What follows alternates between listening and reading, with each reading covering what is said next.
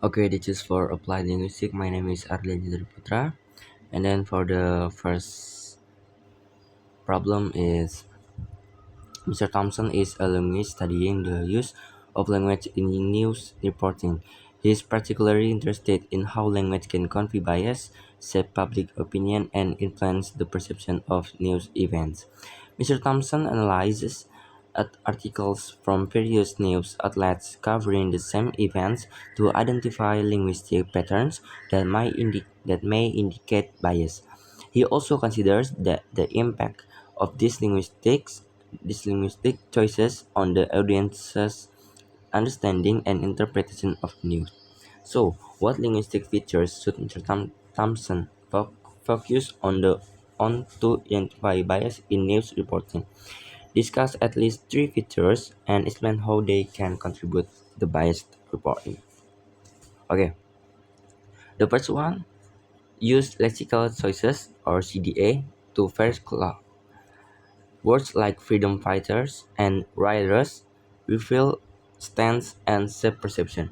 The second one is use synthetic structure SVL holiday active versus passive voice effects agency.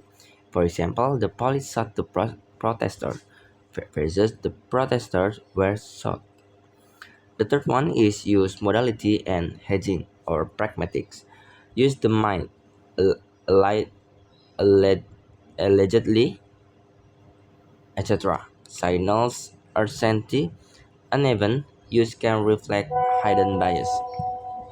For the second scenario is imagine you are a language planner working for the government of a country with a diverse language landscape.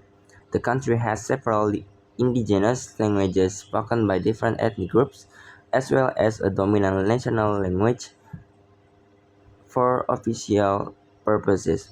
Your task is to develop a language policy that promotes linguistic diversity while ensuring effective communication and national unity. The question is, how can the government promote the use and preservation of indigenous languages through education? So, the answer is the first one is using curriculum inclusion that teach indigenous languages in schools to foster early literacy and intergenerational transmission. Second is teacher training. Train and employ native speaking teachers to raise language prestige. The third one is materials development. Create books and media in indigenous languages to expand their use. That's it. Thank you.